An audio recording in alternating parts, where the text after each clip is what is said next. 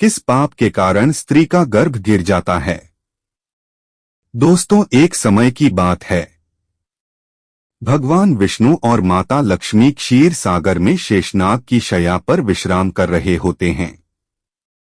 तभी माता लक्ष्मी भगवान विष्णु से पूछने लगती है, स्वामी, आज मेरे मन में एक शंका निर्माण हो रही है, कृपया आप मेरी शंका का समाधान कीजिए। भगवान विष्णु कहते हैं, हे प्रिय, तुम्हारे मन में जो भी शंका हो निसंकोच होकर पूछ लो, तुम्हारी हर शंका का समाधान करना मेरा कर्तव्य है। देवी लक्ष्मी कहती हैं, हे प्रभु, आप तो सब कुछ जानते हैं।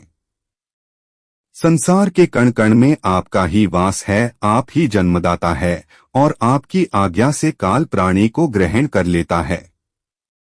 आप ही संसार को चलाते हैं, जन्म और मृत्यु आपके ही बसने हैं।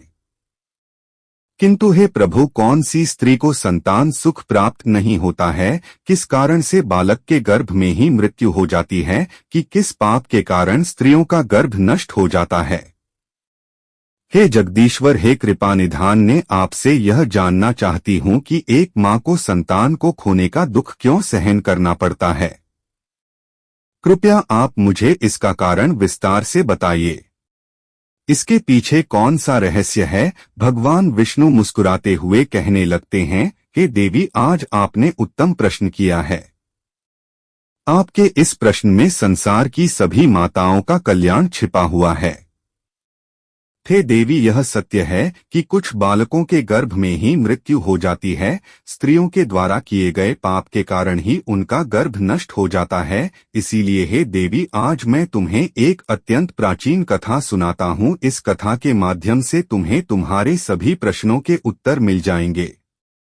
इस प्राचीन कथा को जो भी सुनता है उसे उत्तम गुणवान संतान की प्राप्ति होती है तथा उसके समस्त पापों का नाश होता है। देवी लक्ष्मी कहती हैं, हे प्रभु ने इस कथा को ध्यान से पूरा अवश्य सुनूंगी, कृपया आप मुझे वह कथा सुनाई है। तब भगवान विष्णु देवी लक्ष्मी को कथा सुनाने लगते हैं। हे प्रिय, पूर्वकाल की बात है। मध्य देश में एक अत्यंत शोभायमान नगरी थी। उस नगरी में रेवंत नाम का एक सेठ रहता था, जो बहुत अधिक धनवान था। उसके घर में किसी चीज की कोई कमी नहीं थी। उसकी एक पुत्री थी जिसका नाम रेवती था।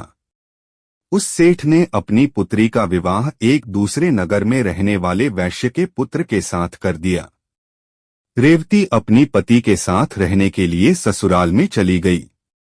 ससुराल में जाने के बाद उसके ससुराल वाले रेवती के साथ बहुत प्रेम और सम्मान के साथ आचरण करने लगे। रेवती अपने ससुराल में बहुत प्रसन्न थी। रेवती की सास का नाम सुनंदा था, जो स्वभाव से अत्यंत क्रूर और दुष्ट स्वभाव की थी। रेवती दहेज में बहुत सारा धन लाई थी। इस कारण से सुनंदा रेवती का झूठ मूठ का सम्मान करती थी, उसे मीठी मीठी बातें करती थी और अपने मायके से कुछ ना कुछ लाने को कहा करती थी।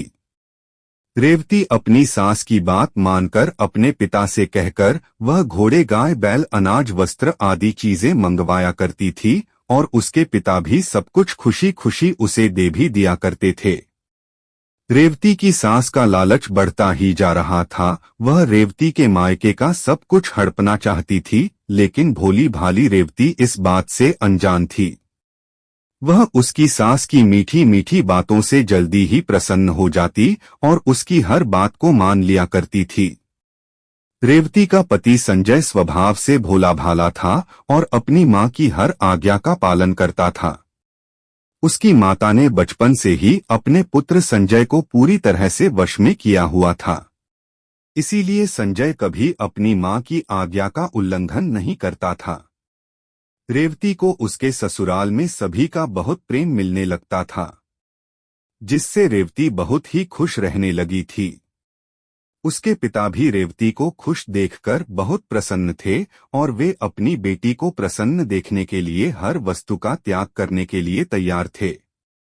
इस प्रकार से अनेक माह बीतने के बाद रेवती गर्भवती हो गई। जब यह बात उसकी सास को पता चली तो वह बहुत ही खुश हो गई। उसने तुरंत ही रेवती के माता पिता को इस बात की सूचना दी और साथ ही बड़ी बड़ी वस्तुओं की मांग की। रेवती के पिता इस समाचार को सुनकर प्रसन्न हुए और फिर वे बहुत सारे वस्त्र, अन्य धान्य, मिठाइयाँ और आभूषण लेकर रेवती के ससुराल में पहुंच गए। वहां पर उनका बड़े प्रेम और आदर के साथ स्वागत किया गया। रेवती भी अपने पिता को देखकर बहुत प्रसन्न हुई। फिर कुछ समय रुककर रेवती के पिता उसी दिन अपने घर लौट गए। अनेक दिनों तक रेवती का गर्भ बढ़ता गया और रेवती की सास भी उसका बहुत अच्छी तरह से ख्याल रखने लगी। लेकिन कुछ ही दिनों के बाद ऐसी दुर्घटना घटी जिससे रेवती का जीवन दुखों से भर गया। उसके हंसते खेलते जीवन में अचानक से अंधकार छा गया। एक दिन अचानक ही रेवती का गर्भ गिर गया,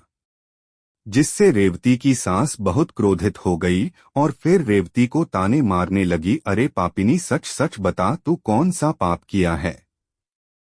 कुल का नाश करने वाली कलंकिनी, तूने अपने ही बच्चे को खा लिया। जन्म देने से पहले ही उस बच्चे को मार डाला। मेरे तो कुल का विनाश ही कह डाला। तूने खरीद रिश्ता, तू तो हमारे घर को बर्बाद करने के लिए ही आई है। तुझे देखते ही मुझे समझ में आ गया था कि तू हमारे कुल को नष्ट कर डालेगी। इस प्रकार से रेवती की सास उसे बहुत ताने मारने लगी, जिससे रेवती दुखी और उदास हो गई और कहने लगी, सासुमाँ, इसने मेरा क्या दोष है? मुझे समझ में नहीं आ रहा है कि ऐसा इसलिए हुआ। मैं निर्दोष हूँ, मैंने कोई पाप का कार्य नहीं किया है। लेकिन रेवती की सास को उस पर थोड़ी भी दया नहीं आई और वह कहने लगी, हरि दृष्टा, पापिनी, कुल्टा चंदानी नहीं ने अवश्य कोई पाप किया है, जिससे पेरिस संतान गर्भ में ही मर गई। कुल्टा और पापिनी स्त्रियों के बच्चे पेट में ही मर जाते हैं। उसके बाद से रेवती की सास उसके साथ बहुत बुरा व्यवहार करने लगी। उसे बात बात पर ताने मारने लगी, उसे भला बुरा